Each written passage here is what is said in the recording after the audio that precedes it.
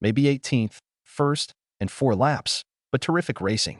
Practiced well and nipped all that.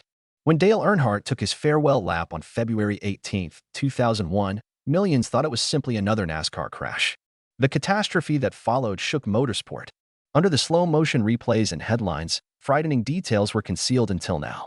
This is no ordinary accident narrative, from ignored safety warnings to frightening final moments that TV cameras never showed. What exactly transpired that day behind the scenes? Stay tuned for 8 surprising facts. The fateful day for NASCAR's legend. February 18, 2001 was supposed to be a turning point in NASCAR history, a fresh chapter with potential and national attention. The 2001 Daytona 500 wasn't a Sunday event. The big one. After landing a massive broadcasting deal, Fox Sports introduced millions of new followers to stock car racing. Florida's Daytona International Speedway was lively. The sun was brilliant, the stands were full, and motors roared.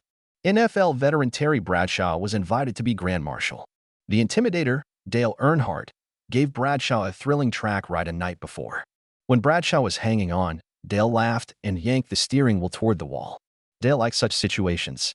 He loved the excitement and laugh afterward. However, few spectators knew Dale's struggles to reach this race. The late 1990s were his toughest years work-wise. His clavicle and neck were broken in a horrific Talladega crash and an Atlanta crash, respectively. Sometimes the anguish was so severe that he drove one-handed, holding the wheel with all his effort. By 1999, retirement was real. It was in his head. The calm words of his buddy and team owner, Richard Childress, pulled him back. Childress later said it wasn't him. We didn't give him fast cars. Dale rekindled his fire by 2000. Nobody could have predicted NASCAR's most startling and tragic day when the green flag dropped that Sunday afternoon. There were warnings around Dale Earnhardt that day, setting the stage for calamity. Second, neglected calamity threat. 2 days before the 2001 Daytona 500 at Daytona International Speedway on February 16, Dale Earnhardt had a normal TV interview with former rival and Fox Sports pundit Darrell Waltrip. Dale, usually calm, remote, and laser-focused, changed his mood on race day. He suddenly sprung from his chair, arms lifted, exclaiming, "I'm a lucky man. I've got it all." His sentimentality was unusual, especially with cameras rolling. He finally shared his happiness. He praised his marriage and fatherhood, and his race car's great performance that week. After seeing the interview, friends and colleagues said it was uplifting and also unnerving, like a man unintentionally saying farewell. The tone changed again the night of February 17th during a business discussion with his friend and NASCAR star Terry Labonte. As they finished discussing a big, prospective contract, Dale paused and said, "That's if I make it that far." Room was full of laughter. Everyone attributed it to his gloomy humor. Dale didn't laugh this time. He sat silently, distantly. Even his son and competition Dale Earnhardt Jr. saw anything odd. His normally quiet father approached him the morning before the race and gave him surprising encouragement. "We'll do this together," Dale said. Jr. would never forget the unique and heartfelt gesture. What mechanical defects fueled the tragedy? Hold on to find out. Number 3. Safety innovation. Dale Earnhardt distrusted. Dale Earnhardt didn't want to be part of NASCAR's quieter, deadlier discourse about the 2001 Daytona 500 at Daytona International Speedway in Florida. While spectators crowded the stands and millions tuned in, safety specialists scrambled behind the scenes to get a life-saving improvement on the track. The worry? The Azler skull fractures are alarming. This injury killed 3 promising young drivers, Adam Petty, Kenny Irwin Jr., and Tony Roper, in the year before February 18, 2001. New head and neck support HANS devices were offered. The carbon fiber HANS stabilizes drivers' heads and necks, averting deadly violent whiplash. Dale Earnhardt refused. He gave reporters a blunt, chilling answer when asked if he'd wear one. Not wearing that noose. Dale found the device unpleasant and hindered his driving instincts. Dale didn't attend NASCAR's Daytona safety demonstration with Dr. John Melvin, a leading safety specialist. Drivers like Dale Jarrett and Bill Elliott listened and had fitted feet from Earnhardt's garage stall. Dale stayed away. Only 5 of 43 drivers on the lineup on February 18th wore the HANS device. One was Kyle Petty, still grieving the loss of his son Adam to the identical injury that would kill Dale hours later. What cruel irony transformed a beautiful race into a terrifying safety lesson? Watch to find out. Number 4. Even Dale Earnhardt feared race day chaos at Daytona International Speedway on February 18, 2001, was headed for legend. The sun shone. The stands were full of over 150,000 eager fans. The 2001 Daytona 500 began with blue skies and great optimism. NASCAR's billion-dollar Fox Sports partnership brought the race to millions of American households. Electricity was present from the outset. Mike Helton, NASCAR president, observed the drama with pride. NASCAR chairman Bill France Jr. sat beside him. Both men liked what they saw. Dale Earnhardt, the Intimidator, was in top form on the track. Dale had 4 lead changes throughout the race. Each time, the crowd's roar nearly drowned out the engine's boom. Competition was strong. This could be a record with 14 drivers switching leads and over 49 official lead changes. However, with 25 laps left, the race took a catastrophic turn few expected. On the backstretch, mayhem broke out. 20 cars, nearly half the field, got into a major pileup. The damage was caused by Tony Stewart's orange automobile. Stewart's car hit the concrete wall head-on at full speed, terrifyingly. His automobile rebounded back into traffic and was hit by 2 more cars. Absolute horror ensued. Stewart's car flipped high, landed on another car's hood, and rolled twice before landing on the infield grass. From the stands and TV screens, it looked like a fatal crash. Despite the car's crumpled wreckage, Tony Stewart stepped out, frightened and wounded but alive. NASCAR officials found a shocking revelation after inspecting the wreckage. Stewart's helmet broke and dented as it hit the steering wheel. As he watched, Dale Earnhardt called his friend and team owner, Richard Childress, on the team radio. His tone was serious, almost prophetic. "Richard, these autos must be addressed or they will kill someone." No one knew when such words would come true. What horrifying twist in the last slip made Dale's warning devastating? Hold on to find out. Number 5. The selfless move that endangered Dale Earnhardt. With 20 laps left in the 2001 Daytona 500, Dale Earnhardt faced a situation he had never experienced in 22 years at Daytona International Speedway, Florida. Dale always sought success with his unrelenting drive and no-holds-barred mentality on the track. On February 18, 2001, something changed. Dale wasn't racing for himself for the first time in his famous career. He rushed to defend his loved ones. That day, Dale became a mobile guardian. His goal was clear: help his longtime buddy and driver Michael Waltrip and his son Dale Earnhardt Jr. win first and second. The place was memorable. Michael led the race and Jr. was second, so Dale's black number 3 Chevrolet became a moving barricade to prevent anyone who challenged them. The lap 183 incident startled everyone. Dale momentarily led, a position he was known for protecting with all his talent and guts. Waltrip passed with Jr. close behind when Dale let off the gas instead of fighting to stay in front. It seemed impossible to fans and commentators. Dale put on a defensive driving clinic as third. He raced left and right across the track at 180 miles per hour, closing every distance and stopping every rear attack. Sterling Marlin was the biggest threat, with Rusty Wallace charging low and Ken Schrader pushing high outside. However, Dale's fearless blocking annoyed and trapped them. He drove like a guy possessed for 17 tight laps. Every move was well-timed yet dangerously close to disaster. The commentators were amazed. While the spectators held its breath, Waltrip and Jr. understood who they had to thank for keeping the field at bay inside their vehicles. As the white flag signaled the final lap, Waltrip and Jr. advanced without immediate threat.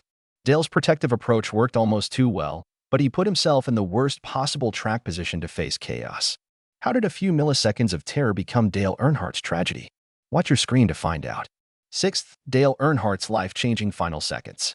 In the final lap of the 2001 Daytona 500 on February 18th, cars raced through turns 1 and 2. Sterling Marlin dipped low on the track to get under Dale Earnhardt's number 3 Chevrolet for one more effort for the lead. Dale instinctively reacted. He lowered himself to impede the maneuver and safeguard the 2 automobiles ahead: his son Dale Earnhardt Jr. and friend Michael Waltrip. Something happened in that split second that world-class accident specialists would study frame by frame. Despite their superior equipment and slow-motion technologies, what they found still gave everyone goosebumps. Dale's automobile hadn't cleared Marlin's Dodge's nose when he blocked. The tap was light but sufficient. An abrupt left turn sent Dale's car tumbling toward the flat apron at the track's bottom. A brief, almost hopeful moment appeared when Dale might recover control. The nose of his car reoriented toward the track. By then, physics was irreparable. The field was 3 wide behind him as his car sped up the banking into oncoming traffic. There was no way out. Running just behind Dale, Ken Schrader had no time to respond.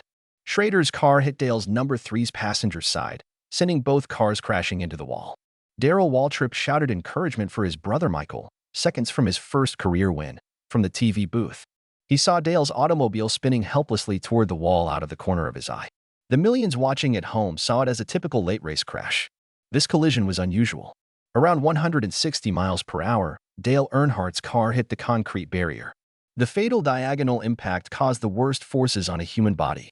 Within 80 milliseconds, the car decelerated by over 40 miles per hour and crashed with nearly 60 gs. The aerodynamic arc of his Monte Carlo's front corner collapsed into a wall-hugging slab. Dale's 184-pound body was thrown violently to the right inside. His already worn and torn left lap belt snapped apart in the crash. His head hit deadly force. One of NASCAR's greatest legends died in split seconds. Who was the unexpected messenger of disaster that awful day? Stay tuned for the surprising response. Number 7.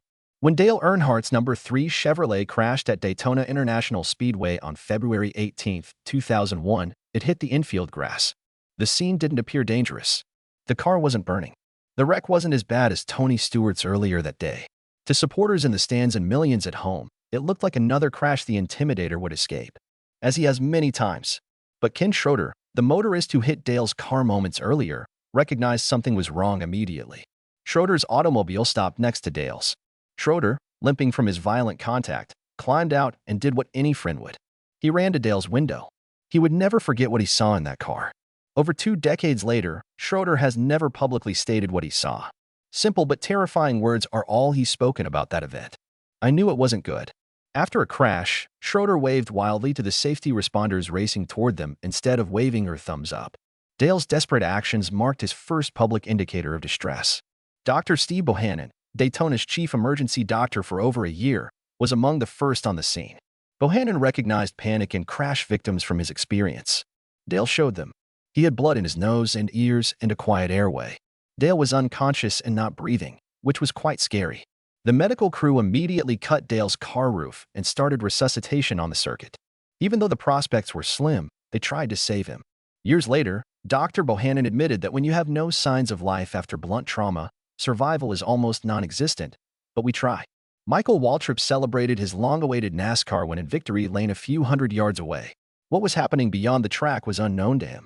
Dale Earnhardt Jr., who finished second, didn't celebrate. It felt wrong. As he hurried toward the infield care area, he saw Ken Schroeder being treated behind a curtain. Schroeder's face told Jr. he needed to get to the hospital fast. How did a shocking finding after the incident expose Dale Earnhardt's injuries? Avoid missing this. 8th, the terrible hospital battle to save Dale Earnhardt. Halifax Medical Center, where Dale Earnhardt died on February 18, 2001, is 1.5 miles from Daytona International Speedway.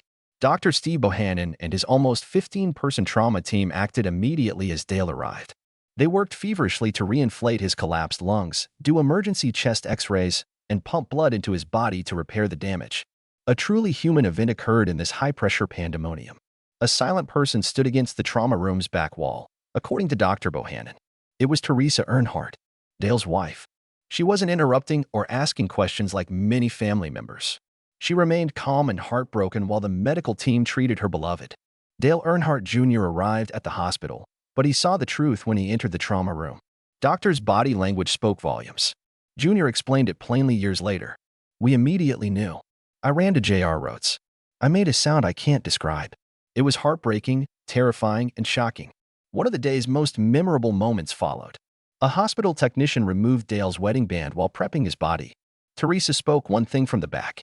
No, the techie froze, uncertain. Follow Dr. Bohannon's basic but final advice. Bohannon never forgot that occasion. Later, NASCAR's accident report revealed the awful truth. Dale Earnhardt had broken ribs, sternum, and ankle. But the fatal injury was a basilar skull fracture, which broke every bone where the skull base joins the spine. Later automobile evidence was perhaps most unsettling. Dale's cockpit was coated in blood, a disturbing reminder that the accident lasted less than a second. It caused devastating devastation. Which element of Dale Earnhardt's tale shocked you most? Please share your ideas below. Remember to like, share, and subscribe.